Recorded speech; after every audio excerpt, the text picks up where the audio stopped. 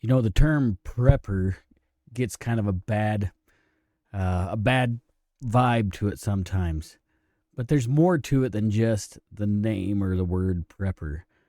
That's what we're going to talk about in this episode of the Range Minded Podcast.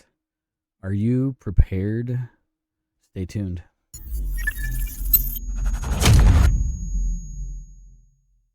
Hey, welcome back to the Range Minded Podcast.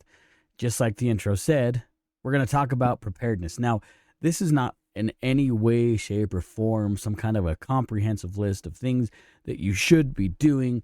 This is just kind of a conversation that we're having. This could evolve as we go deeper into this conversation.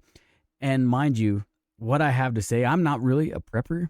Do I have things to keep me prepared for the future? Yeah, absolutely. But what I wanted to talk about in this episode is just to maybe have you think a little bit more outside the box. Maybe you haven't thought as deep about it as you should have. This is going to be a fun episode, I hope. I'm hoping to make these things a little bit lighter, at least this episode a little bit lighter. The last few shows have been kind of heavy, kind of thick, and I want to lighten it up a little bit. I want to have some fun with this episode. Again, this is just my opinion. This is not something that I think you should be taking as preparedness doctrine by any means. So first thing we got to do to relax, and this is not part of preparedness. In fact, these things don't keep very long. That's right. I haven't had one of these in a while. My son brought me up one last week. I guess this weekend we went and saw my mom. Anyway, my son brought me a drink because we went down there. So this is the old Bundaberg, the best ginger beer ever made. Product of Australia, by the way. I don't drink alcohol. Never have, actually. So I don't have that vice. That's something that maybe we should talk about in this episode. I don't have that vice or that addiction that I need to feed. But this is the closest thing I'll get to it. This is not alcoholic, but man, these are so good. It's been a while since I had one. Oh, that's so good. If you like ginger beer, you got to try that out. Obviously, they are not a sponsor of this show, but it is a product that I absolutely love. All right. I'm not going to get into things like food storage. Maybe we'll touch on that a little bit. We're not going to talk about team building. Actually, maybe we will a little bit there too. But there's things that you need to think about in a situation, okay? Now, all of us have seen, unless you've lived in a rock, under a rock, not in a rock, whatever, the devastation that our neighbors in Tennessee and North Carolina are seeing with Hurricane, whatever her name was. I mean, it just wiped out communities, right? As that storm came in, swerved north from Florida, went straight up north through those rural areas. Record amounts of rain, high winds, and just devastation like they haven't seen maybe ever. I don't know. I mean, think about that. You have high winds, tons of rain. The rivers are overflowed. And then because of the huge amounts of moisture, you're getting mudslides down these hollers, burying communities, and everything's gone, right? Cities completely wiped out. Families missing loved ones that they'll probably never find the bodies of. It's terrible. It's so sad. That being said, if you have a way to help out in any way possible, please find a good organization that you can donate to. But as we're thinking about this, and I think I've mentioned before, watching the Ukraine conflict, Ukraine war, whatever you want to call it, I've started to think a little bit differently about my personal security and security of my family. The United States is not what it was 5 years ago.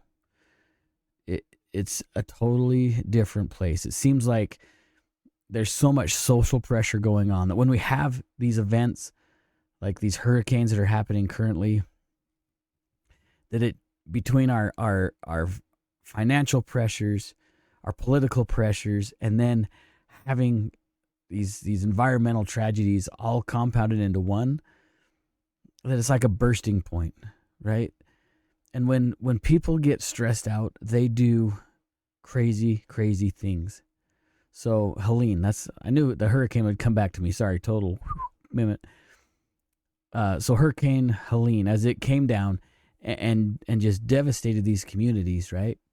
People, because they've lost everything, they become desperate.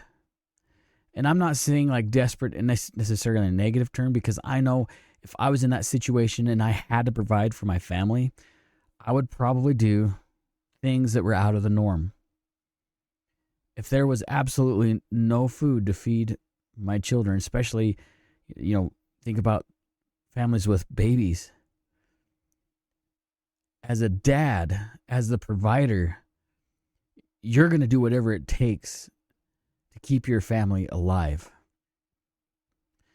Now, I know I said this wouldn't be as heavy of a show. I guess I lied to you. But I want you to think about that as you start to generate and criticize your home safety plan. We're seeing things in a different light if you're actually paying attention. Hopefully you are. So the reason why I say desperate people do crazy things, like there's stories of people that lived in these hollers, now that they're homeless and hungry and have very little supplies, they're raiding people that do have these supplies. And I can't say that I blame them. Like, I understand it. It doesn't mean it make it right, but I understand the logic of them wanting to have something to help their families. So as we think about that in a grander scale, imagine this was on a much larger scale. If it was in a large city where you have a lot of desperate people that may not understand survival until they're actually thrown into a situation and they don't know what to do, they're going to do crazy things because they haven't thought about it in the past. They haven't made any kind of a plan. What I want you to do is, we're discussing these things, I want you to start generating a safety plan for your family, and maybe start thinking about your neighborhood. Maybe you live in a subdivision where you can find 4 or 5 dudes that feel the same way you do, and you can start generating a safety plan and a core group of people that are willing to help each other out. If you live in a more rural area, it starts to get a little bit more difficult. Now, I know there's a lot of folks that say, well, I'm in a rural, I live out in the country. I got 50 acres. I've got nothing to worry about. You're fooling yourself. You're absolutely fooling yourself. Because just because you're out in the middle of nowhere doesn't mean people can't find your house and won't do what it takes to survive. Okay, I made a comment on X earlier today that there's only 2 kind of men, and this might be right. This is just my own finite philosophy. That's a good idea, finite philosophy. Maybe I should hashtag that phrase, right? Finite philosophy. There's only 2 kinds of men. There's cowards and there's monsters. Okay, cowards just let things happen. In the monster category, there's 2 different categories within the monster category. There's a monster that will do whatever it takes to generate fear and cause pain. The other kind of monster is the one that is let loose to keep somebody safe. Now, I feel as fathers and as men, we need to be that second monster. The one that's perfectly polite, but has a plan to kill everybody in the room if necessary. Right? Isn't that the James Bond quote? We need to create a monster within us, and then we have to control that monster. That's what makes a hero. That's what makes a man, is the one that can control the monster and use the violence when necessary. Maybe you agree with that philosophy, maybe you don't. But let's talk about it. So like I said, watching the Ukraine war, I've been thinking a lot about this, and I think I've made mention of this in a couple of previous episodes. I'm gonna bring something up here. So, watching the drone warfare and how we looked at drones, from the global war on terror. We're thinking, $20 million drones that can launch a rocket from whatever 20 miles away and make a kill. But the Ukraine conflict has shown that you can take a $200 or $300 drone and turn that into a very precise weapon. And we're seeing that a lot. But as the Ukrainian people and the Russian, not people, but the Ukrainian fighters and the Russian fighters started to understand, I guess the Russians, because the Ukrainians are using them against the Russians, is their rifles were almost useless against these drones unless you got a lucky shot. I think there was one dude that threw his rifle up at the drone just at the right time and happened to detonate the explosive on the drone. Complete luck. But there were some that understood how to hunt fowl, birds, right? And so they started implementing. Does this have alcohol in it? Implementing shotguns as a device to fight against the drones. Does it work every time? No, absolutely not. But it was something that they could incorporate. So that made me think a lot. Now, you can spend a ton of money. Well, I guess I'll bring this up first. Okay, so this is a micro chest rig that I decided to set up. Now, these are just shotgun cards, which means, I got one right here. So you can buy these. They have a adhesive on one side of the Velcro. You can actually stick that to the side of your shotgun, and then it's just hook and loop, and you can put your shells in there, and then stick it to the side of your shotgun and pull the shells out as necessary. So what I decided to do, and you've seen these before, maybe you haven't, is just set up a micro chest rig. I'm sorry, if I'm looking up here, it's because that's my monitor. I can see what's going on. I got to make sure I get it in the right shot. So I bought just, because I want to have a proof of concept to make sure this works, I just bought a cheap chest rig with a bunch of shotgun cards just to see how it works. Now, I haven't gone shooting with this yet. I will. I'm going to test this out with my shotgun. But the shotgun is a super versatile tool when it comes to home defense, hunting, or whatever, maybe even drone deterrent or whatever. So I wanted to check this out. So this cheap chest rig has Velcro on here that I could test out, and I could start layering on these shot cards. And then as I'm needed, I could pull these off. There's others out there. This, like I said, this was a super cheap thing because I needed a proof of concept. I could set this up to run some AR mags inside this utility pouch, or just keep it as whatever. Now, I'm trying to think outside the box. I've wanted to set up a quality micro chest rig for a very long time, and I finally decided to bite the bullet just to see how it works. This is literally a piece of junk, but I didn't want to go spend, $300 on a Mayflower or a Haley Strategic or something just to be disappointed. So I'm going to take that to the range. We're going to do some drills with it. We're going to see how it goes. Let me show you my shotgun that I set. So, completely empty. Nothing. Okay, yes, I know I have some live shot on the side. We're not going to put these in there. Now, this shotgun was set up before I even thought about those Velcro shot cards. So I have a side saddle here. I don't remember what brand of side saddle this is. Yes, I know this optic doesn't really work on here. This was on an AK that I had I think I had it on the AK for like a month before I sold the gun. But I kept the optic just because. So I decided to throw it on the shotgun. So this color, I actually Cerakoted this myself.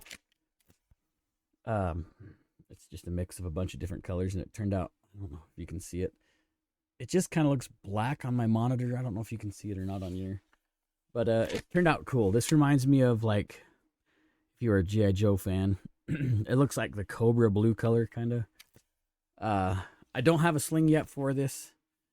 This is honestly sat in the safe with this current setup for quite a while. Once I started thinking about running a chest rig for a shotgun, I decided I needed to add a few things. So I've got a sling coming. I just put on the sling mount. It's just a Magpul sling mount. We're not going to talk about speed reloads or any kind of that stuff with the shotgun as is concerned. The University of YouTube is flooded with that kind of content. And honestly, there's a lot of dudes that could do it way better than I can. Do I want to take some shotgun classes? Absolutely. Like I said, I really feel like the shotgun is probably going to be the one of the most versatile tools that you can have as far as a defensive firearm. You can hunt with it, whether it be birds or medium-sized game, deer, that kind of thing, or you can use it for home defense. These particular shells I have on here, I think these are the Hornaday. Nope, these are the Winchesters. They have a monster slug in there. I can't remember for sure. It's been a while since I've actually shot these shells. Once I set up this gun, I patterned it forever ago. I'm talking like probably 2017, maybe 2018, and that was the last time this gun was shot. So I need to take it out on its paces again.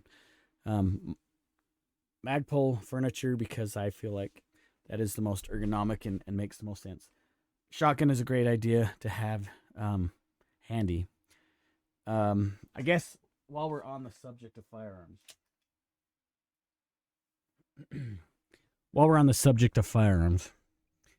I want to talk about the 4 fundamental firearm safety rules. Whenever we talk about guns, I try to make sure that I bring these to the forefront so they're stuck in your mind and they help me retain them as well.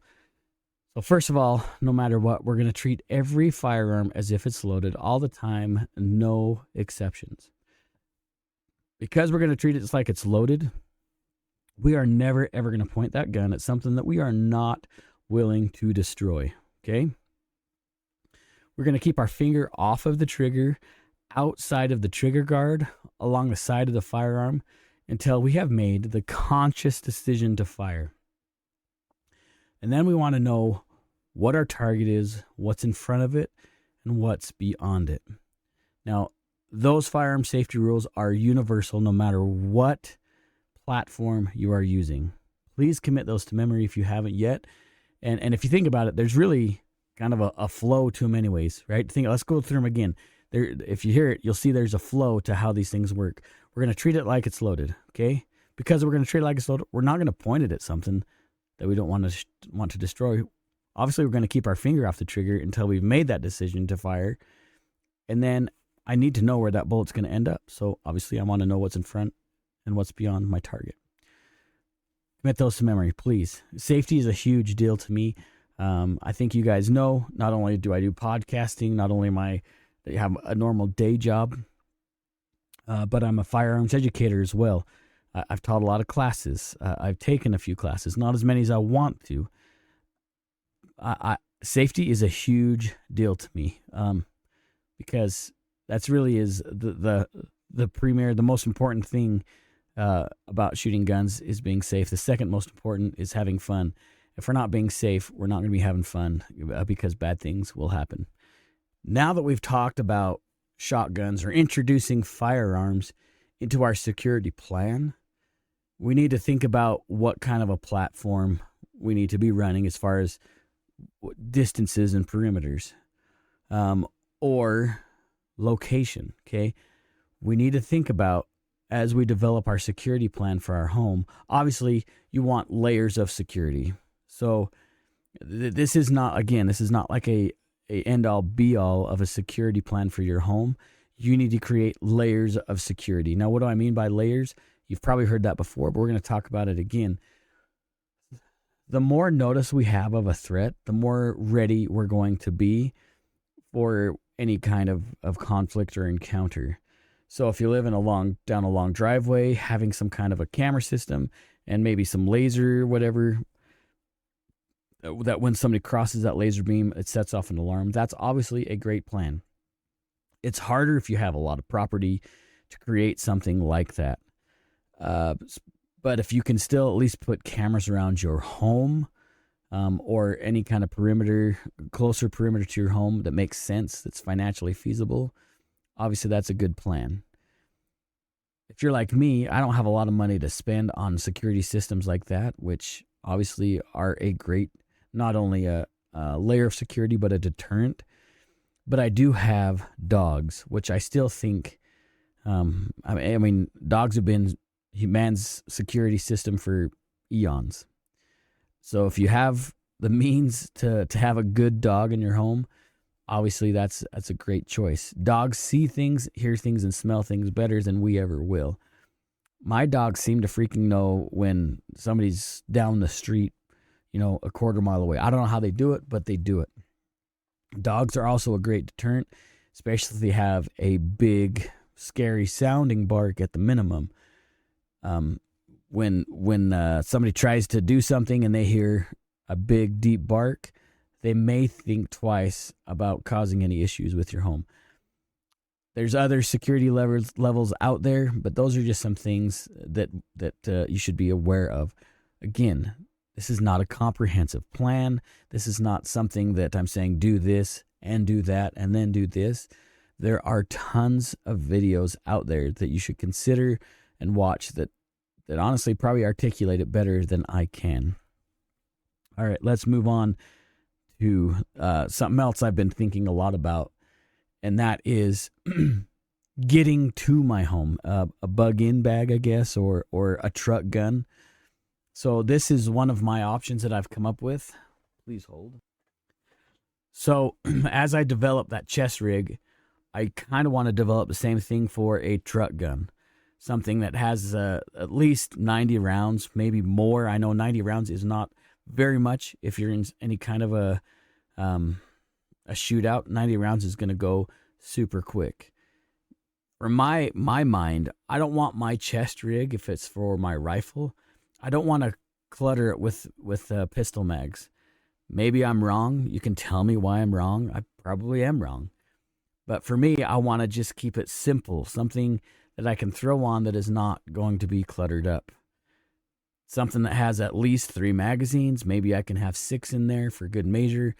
But I also want it to carry some other stuff. Something that that shotgun chest rig has is it's got a lower patch, a dangler, or whatever you want to call it, that I could throw in an IFAK with a tourniquet and some other things. Something that I can use in case I get hurt. The same concept I feel in my mind as I see it, that I'd want that for a rifle chest rig. It's not going to have something with plates. It's something I want to be agile and quick with, and something I can keep in my pickup if I need to, and roll with a gun. So, would I put a handgun as a truck gun? Possibly. Each condition is different. I don't know if I'm going to just leave a Glock 17 sitting in a holster. Maybe I would. I don't know. Maybe I do have one now. Maybe I better check my glove box. Maybe I still got one in there. I don't know. Just kidding. I don't. I know where all my guns are. I'm not that irresponsible. Honestly, in my opinion, a handgun is what you use to get to a rifle.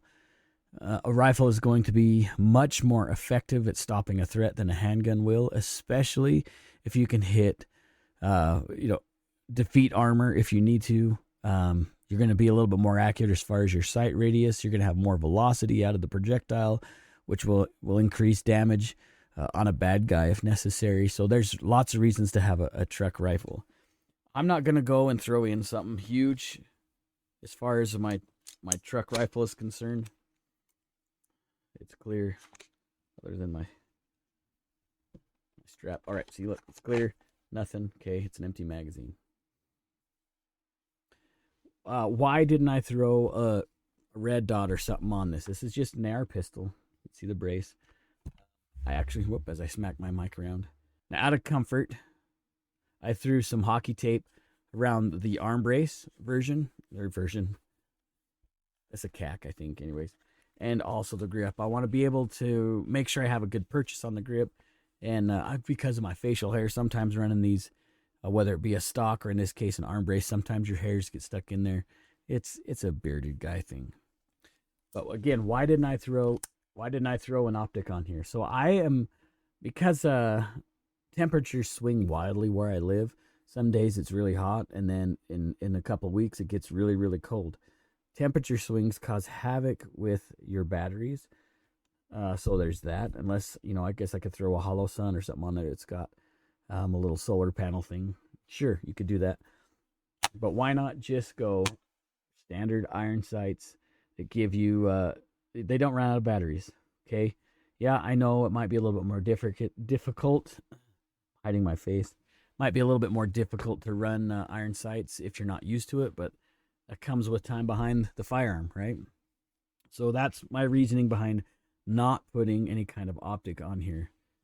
Should I? Maybe, maybe not. I don't know. Also, the bigger the footprint, the harder it is to conceal in your vehicle. Yes, I know this is just an Anderson lower. Okay, I get that. Uh, is this a full-on battle rifle? No. Is this something that's going to get the job done when I need it to? Maybe, as long as I'm not in a 6-day firefight, I should be all right. The idea, the concept in my mind is for me to fight my way home if I need to. Unless I'm, 1,000 miles away, that might be a little tough. It's just to get out of harm for me to get home and get to my other life-saving tools and my family to keep them safe. The other thing is if you are not running any sort of sling on your long guns, you're missing out. A holster to a handgun is a sling to the rifle. Okay, so you need a way to not be married to the rifle if you need to get to your hands. Okay, you don't want to ever set your firearm down for any reason whatsoever. So a sling allows you to keep that firearm on your person and work with your hands if you need to. Stop thinking that you'll just carry the rifle everywhere you go. You're not going to want to do that if you're humping across somewhere trying to run. You're just not going to want to do that. You're going to need a rifle sling to keep that on your person, okay? And learn. Here's another thing that people don't understand. Take some kind of a carbine class, because running a rifle is different than running a handgun, especially when it comes to manipulating in and out of this sling, or transitioning from left shoulder to right shoulder, or learning how to shoot, approach doorways and back up and shoot into those doorways in a specific way, or standing up to prone. There's things you got to think about. Running a rifle is a little bit different than a handgun, okay? And yes, it's okay to buy less expensive firearms, especially if it's a truck gun. Do that with what you will. So we talked about a little bit of a philosophy of a truck gun. And again, I like the idea of having some kind of a micro chest rig, or maybe something with a little bit more firepower, like say maybe 6 mags. Obviously, that's not going to be enough for a firefight, but at least it's something. And it's up to you. Maybe I'm wrong about the handgun mags on the chest rig. I would rather have some kind of a battle belt system accompanied with that I could put my handgun with in my truck gun. Can I afford to throw in a battle belt in every vehicle? No, I can't. I'm broke. And things are just getting tighter and tighter for everybody. But maybe you can figure something out. I'm going to show you something here in a second that might surprise you with how inexpensive it really was. Where was I going with that? Oh, something else to think about in your vehicle. So in every one of my vehicles, I have set up some sort of a box. I just call it a truck box. It has oil. It has a tire pump. It has flares, emergency blankets, that kind of thing. So if something was to happen, if I get stranded or if I have a flat tire, if I need, something, that usually I have some kind of a small tool set in there in case I need to try and repair something. I don't like the idea, especially in an emergency situation, of being stranded. I don't want to have to leave my vehicle if I don't need to. Does that make sense? If I want to get home in an emergency, I want to get home. I don't want to have to walk 20, 30 miles because I'm on a job site and I need to rush home. Would I if I had to? Yeah, absolutely. But if I can shorten that time and save some energy by repairing something and driving home, that makes way more sense. Something else you want to consider is having some kind of food or snacks and water in your vehicle. We're coming close to winter time. Now, where I live, winter is brutal. It gets cold. It's not uncommon for us to be sub-zero for many, many days, especially later in the wintertime, January, February. I've worked on buildings where it was 20, 25 below zero. I'm not exaggerating. I've worked in extremely cold weather. Think about trying to survive in a vehicle when it's that cold. That's why I'm talking about survival blankets, a regular blanket, some warmer clothes, a jacket, some gloves. Think about what you encounter during the year, and incorporate that into your truck box. That means you're going to have to change things out periodically to meet the needs that you have. So you have to really be paying attention to what's going on, weekly or monthly, or at least quarterly, so you're updating with what you have. Now, I mentioned one of the reasons why I don't necessarily want to throw an optic on my rifle as far as a truck gun. The same reason applies to ammunition. So listen to me. This is a big deal that I feel like a lot of people neglect and don't think about. Where I live, again, we have extremes. We get super hot in the summertime and super cold in the wintertime. If you're leaving ammunition in your vehicle and we get these humidity and temperature fluctuations, that could cause issue with how the ammunition functions. Not only that, if you've got loose rounds in the glove box and they're rolling around, bashing back and forth, it is tumbling the powder and it's pulverizing it, and it's going to change the burn rate in that powder, which could be catastrophic for your firearm. Don't just throw 6 mags in your chest rig, throw it under your seat with your rifle, and leave it there for 3 years and just hope that it's going to run when you need it to. Okay? That means you need to probably shooting that ammo. Again, it's up to you, but I wouldn't leave it there 1, 2, 3 years in a row. You could be creating a hazard for you when it's time to save your life. You might be screwed. Just think about that as well. So let's say we're in a scenario. I'm able to get home. I have my truck gun. I'm able to use that to defend my life. I get home to defend my family. Do I want to choose my shotgun, or do I want to choose a rifle in some kind of end of the world scenario? That's kind of dependent on what the situations are. So distance is a thing. Ammunition quantity is a thing. How many rounds I want to keep on my person is a thing. You saw that shotgun chest rig. Now I've got, there's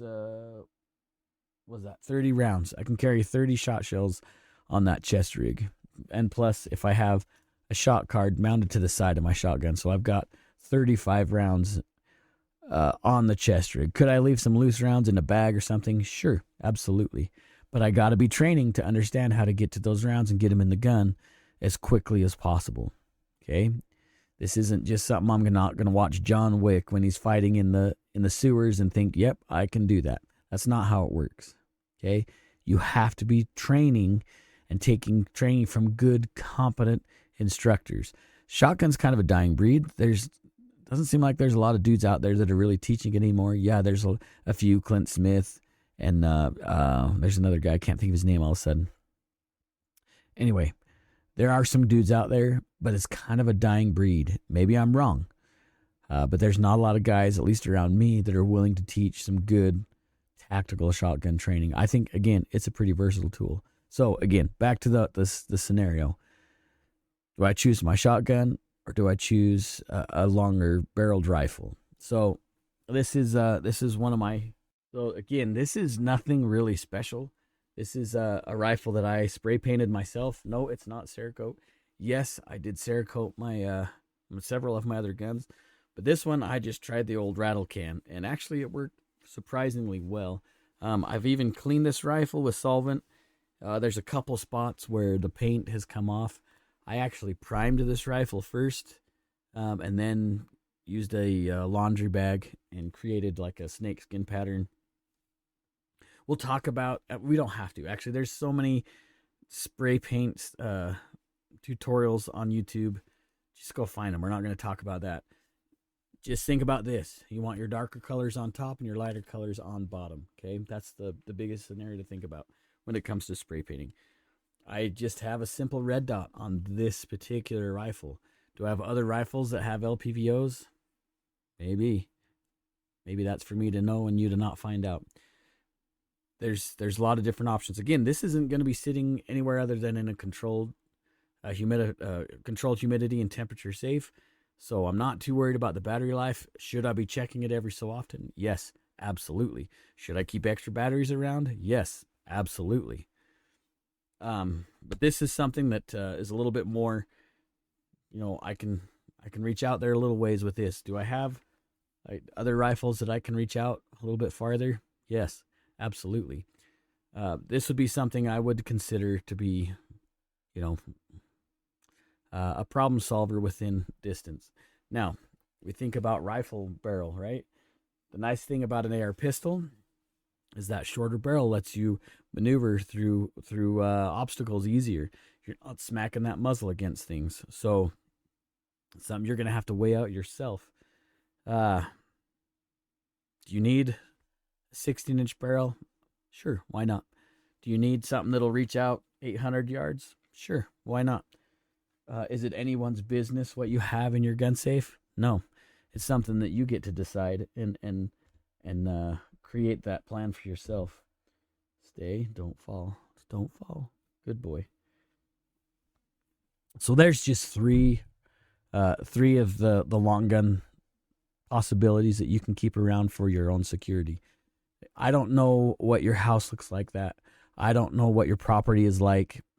I don't know if you live in an apartment. I can't create or give you a detailed plan for your own security. That's something that you have to generate yourself. Warrior Poets talked about this. I think there's a few others that have kind of talked about creating a good safety plan. Watch those videos. Like I said, they'll be able to articulate it way better than I can, especially where I'm still sick and apparently intoxicated by my ginger beer. So good. Oh yeah, we're going to talk about this next. Thanks for being patient. So I think I talked about last episode, I bought some stuff from Zero Foxtrot. So I really wanted to get a better battle belt setup. Now, this isn't really a high-end battle belt by any means. There's some quirks that I really don't like about this belt. $60 is pretty inexpensive for what it is, but it's got an inner belt that's pretty firm, and then a hook and loop load-bearing belt thing, I guess you'd call it. It goes against your body with some non-slip material. Easy for you to say.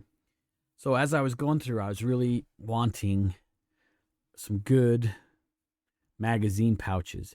Now, you can spend a lot of money on magazine pouches, and I really did think about it. There was a few things I really wanted to try out. One of the ideas that caught my eye were the tacos. And I could buy cheap ones off Amazon. I know we talked about buying a cheap vest off Amazon, but I didn't want to. I wanted something a little bit more dependable, robust. After looking at that chest rig, I realized that, man, I don't want to just waste money on mags, because even though, I have 4 pistol mags and 2 rifle mags on this belt, that's going to cost me more money than it's worth for shitty mag holders that I'm just going to complain about. Could you go to eBay and find something a little bit more expensive? Sure. Could I go to, jump online to Haley Strategic or some of those other companies and spend a lot of money? Yeah, absolutely. You can spend a ton of money. And I still want to go that route at some point, but I'm just a poor white dude, okay? But I did find something that I felt like was a good answer, honestly. So I have access to a 3D printer, which a lot of people do nowadays. So I decided to look for some files. And honestly, I did not think I would find the file that I was hoping for. But somebody created a taco-style mag pouch. So I printed 4 pistol mag pouches. And they're actually pretty sturdy, honestly, I'm not going to lie. So a couple of those I have like a blue insert just because that's the filament I had handy to me. And then I did a couple just all black ones as well. So those 2 outside ones are all black. I didn't 3D print my flashlight holster. I purchased that forever ago. The guy that created the file created some for rifle mags. And he says these will fit 308 mags. No, they're too small for that unless you change the file a little bit to accommodate. But I was actually surprised to hear. I mean, they actually click in. There's a little spot for the oh man, I cannot talk, fellas. There's retention on these taco mags pouches. Gosh dang, dude. Listen to this. Oh, it doesn't do it. But anyway, it doesn't fall out. There's serious retention there. So with the file, I mean, that is just the 3D printed parts. I had to buy the stretch cord, and I had to buy some attachments to hook it to the molly of the belt. All in all, though, with these 6 pouches and with the material that I'm into and time, because, you know, time is valuable as well. My stretchy cable, this, I don't know what it's called. Bungee stuff, whatever. You know what I'm saying. I found that with a bunch of these little squeeze things that go on the end of it for like 50 feet in a whole bunch of little buckles. It was like $10. And I'm talking a whole bunch. And then for the molly stuff is just some 2-sided Velcro straps. So I bought some 3M strap. I think I was $13 in 100 feet of that. And then the filament for all these, you know, I think for these 6 pouches, I'm probably under $40. And then my time, which really didn't take much time to figure out how to string them up together and put them on my belt. So there is an affordable option out there. Is it glamorous? Is it high-speed, cool guy stuff? No, it's not. But some of the stuff, again, was kind of a proof of concept for me to see how it worked. There's a lot of other files available. Those were just free files I found on those taco pouches. So I was totally down with trying them. And they, like I say, you put a full mag in there, they actually retain that mag pretty well. Because of the bungee string that's on there, I can cinch that down and put quite a bit of pressure on that setup. I'm pleased with it so far. I'll get some videos at some point of me actually working that belt, doing some drills, seeing how it goes. I know I'm going to find things I absolutely hate about that setup. I just know there is. Anytime you create a new setup, there's things you got to work with and figure it out. Yep, that was one of my guns. Just hit the ground. Battle worn, right? Battle worn. So, hopefully, I know we were going to talk, I talked about preparedness, and hopefully you understand why I'm talking about firearm preparedness here. Again, this world is getting crazy. People do desperate things when times are tough. After looking at those hurricanes and looking at the devastation from between the hurricane and the landslide, and then the lack of resources, you start to see how desperate people can be. Even though it's easy for us to say that aren't dealing with that kind of stuff is, well, they should have figured it out. You're right, they should have figured it out. They should have made plans previous.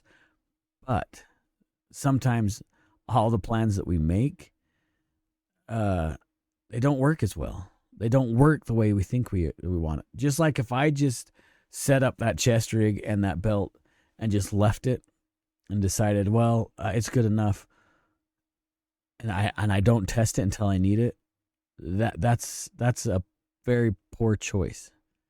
You need to be running those things. You need to be, and I didn't shut my phone up. Whenever you make a change to your setup, you need to try it out. You need to make sure it works. Whenever you put a rifle sling on your rifle, you need to run that gun like you would for reals. Whenever you buy a new handgun, whenever you buy a new holster, you need to be putting those things through a stress test to make sure that they're going to work when you need them to work. Whenever you incorporate new self-defense ammo in your handgun, you need to make sure that runs through your handgun. I think we've talked about this before, but not all handguns will eat self-defense ammo the way you think they will. And it could be the same brand. You could have 2 Glock 19s next to each other, and one might really like the gold dots and whatever 115 grain, and the other one might not cycle at all. You need to make sure that you're testing and and retesting and testing again your life-saving equipment to know that it's going to work when you need it to work. The next thing I guess we could kind of touch on is first aid. Always, always, always have some kind of medical equipment with you, always. So again, in my truck boxes that we talked about earlier, sometimes I'll throw some med stuff in there. I don't think I've shown you guys, but I bought, actually it's a fanny pack that was on sale at Under Armour. Nothing real glamorous, just a stupid fanny pack, pretty benign looking. I could actually use that as a holster setup if I wanted to. I don't want to. I think it's that's the wrong thing for me. But I did decide to turn that fanny pack into an IFAK. And when I travel, I just chuck that in the car. When I go to the range, I have the one that's on, I didn't put it on this belt, but I have one that goes on my battle belt. It's always good to have that kind of medical equipment. Now, I want to talk about two more things and then we'll be done. You can have all the equipment in the world. You could have all the cool guy stuff. You could have top of the line, everything. It is completely worthless to you if you don't train on how to use those systems, whether it be handgun, shotgun, long gun, first aid, mountaineering, any of that stuff. If you can't use what you have, somebody else is going to have a sweet setup. Hopefully you picked up on what I just said there. Learn how to use the resources that you have. Buy the best equipment that you can afford and use it and understand it. There's a reason why, let me grab this rifle again. There's a reason why I stick hockey tape on this brace. Because whenever I go out and shoot and I get my hair stuck in that stupid thing, it sucks. It sucks a lot. So I'm going to take a little bit of that suck away because I've tried it. I've messed with this gun. I know how it feels to shoot. Okay? Learn your equipment. Learn how to use what you have. Because it is completely worthless to you if you don't understand it. Especially when it comes to medical. Please get some good, solid stop the bleed. TCCC, something. Get some good, solid training. You're far more likely to need medical than you are going to need to use a gun. Okay? That's just the way it is. So there's the one thing I want to talk about. What was that? Oh, when creating a plan, think of the KISS, right, analogy. Keep it simple, stupid. The more complicated your safety plan is, the less likely you are going to be to execute it. Because it's going to be, oh shoot, did I do this step and then this step? Was this step first? What? I forgot what I was doing. Try and keep it as simple as possible so that it's executable, okay? Don't overcomplicate your stuff. We'll talk about food. So I guess there's three things. Let's touch a bit on food storage, and I think a good resource to give you some direction on that. So let's talk about that real quick. So I want to talk about food storage real quick, and then I promise this is where we're going to stop, and then I want you to start generating some kind of a plan for yourself. Start evaluating. Man, I can really not talk tonight. Start evaluating where you're at. Create a plan that works for you and your family. You need to include your family in this, in generating the safety plan so you can execute it to exactness. So let's talk about food storage super quick, and then like I said, we're gonna end. I'm really tired, and I'm still sick, and just so you guys know, I passed out 3 times a couple days ago, so it's kind of frustrating. I'm still kind of figuring out what the hell's wrong with me, but it is what it is. That's not a crutch. That's just is reality. So I'm going to share something with you guys.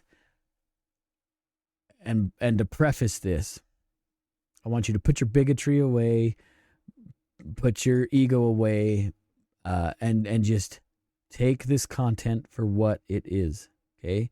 This is a fantastic resource.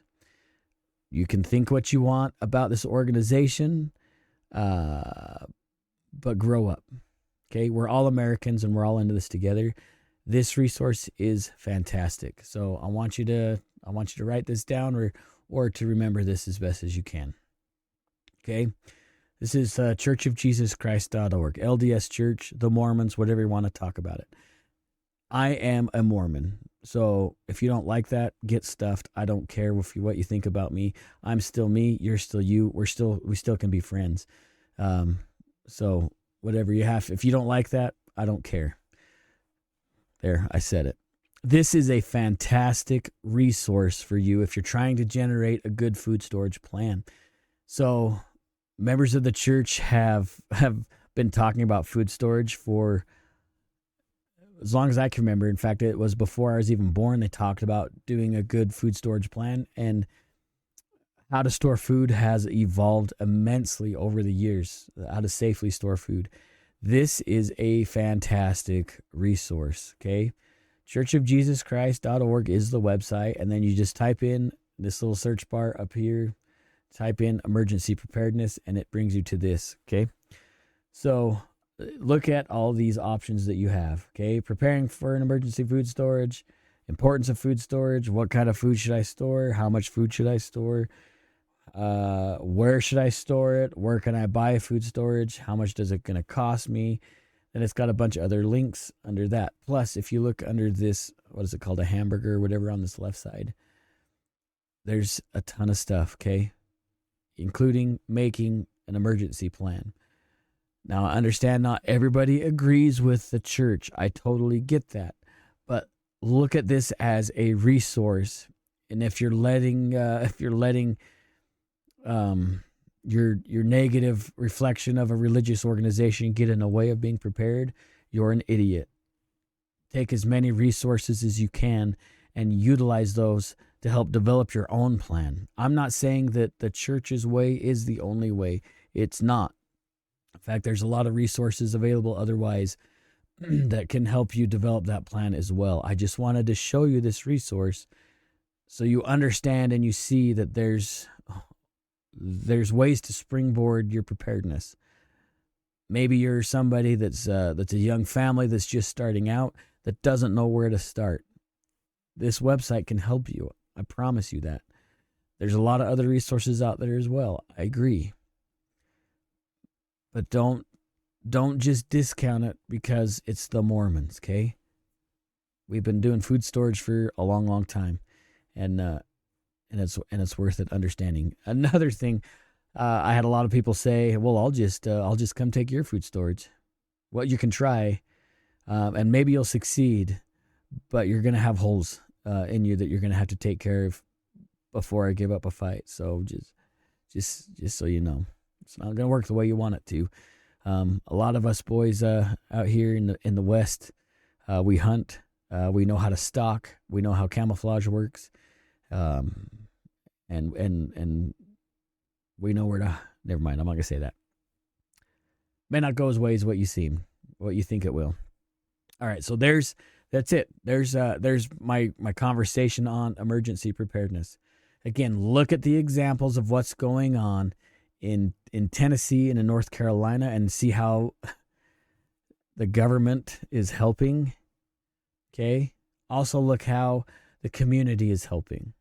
Notice that neighbors and Americans and people coming from all other states are going over there to help, and the government is really not doing that much. There's the reality. Okay. As we develop our life-saving skills, we can help our families and our communities get past these tragedies that will happen. And it may not be an environmental or weather tragedy. It might be something worse. It might be like the peaceful riots that we saw. There's ways that the communities can come together to overcome those things, because in reality, when shit hits the fan, the cops may not be there to help you. Emergency services may not be there to help you. It's up to us to be our immediate responders. Get good training. Please get good, solid medical training and learn how to use more than Band-Aids and tourniquets. Start understanding how to stuff wounds, how to there's more to it. Okay, there's more to it. You might have to use a chest seal. You might have to run a nasopharyngeal, I think it's called, the nasal tube. Right? There's more to it than just applying pressure. Learn those skills. Learn good firearm skills. Take some solid classes. Don't just take a concealed carry class and say, I'm done, because that is not even close to the reality of what you're going to need. Take a good carbine class. Take a sweet shotgun class. Like, I really am trying to find a good solid shotgun class in my area. Take a little bit more handgun stuff. Learn how your holster works. Do a ton of dry firing. Find some people to go shooting with. Create a good network of people that have all sorts of different skills that you guys can depend on each other, because we need each other to make it through these hard times that are coming, and they are coming. When it comes to developing a good safety plan, look at all the resources available, okay? Again, YouTube has a lot of stuff. There's a lot of stuff that's becoming censored because it's dangerous information or whatever. Find some good books. I wish I would have dug out some of the books I have. Oh, one of the best resources, not the best, but a very good resource that you can find is look for old Boy Scout manuals. I'm talking stuff like from probably 80s and older, 1980s and older. You're going to have some good information. Some of that stuff is outdated, I get it, but they teach some solid survival skills in those books that are really written in a way that are easy to understand. There's also a ton, just a plethora of other survival skill books out there. If you have the means to take some awesome survival classes, some wilderness survival classes, those can definitely come in handy as well. Just find ways to broaden your horizon and find people to share that information with. Okay, it's important. We can do it. We can make it through these hard times, and I do believe things are gonna only get worse before they get worse. So please spend time with your spouse, with your families. Create a good, solid safety plan. Have those tiers or perimeters of safety around your home. Think of how you're gonna, if you have to find ways to get home in an emergency, that you can get home. And then just think of all these different scenarios and think about how you're going to overcome those scenarios. We have to inoculate ourselves from the stress, so when that happens, we can make good decisions and keep things as simple as possible. Okay, that's it. I love you guys. I want you to know that I really appreciate the time that you spend with me. I know a lot of times I'm pretty boring and I ramble on a lot like I am right now, but I do appreciate your time. If you want to help support the show, there's patches available. You can direct message me, whether it be on Facebook or Instagram. I hardly use TikTok anymore, but I'm almost always on Twitter anymore. So you can send a DM on Twitter, figure out how you can acquire those patches. They're also available on eBay if that's easier for you. That's honestly easier for me too. So there's ways to support the show that way. Also, another big way to help me out is to share this content, especially if you feel like this is something that earned your like and share and subscription. Please do so. I appreciate everything you guys do. I want you to remember, we are a family. We are all children of liberty, if you will, that Washington saw in his dreams. We can do this together. We can make it, no matter how hard times get. We're Americans, and Americans stick together. Also, be good stewards of the Second Amendment, and please take somebody shooting. Be safe, you guys. See ya.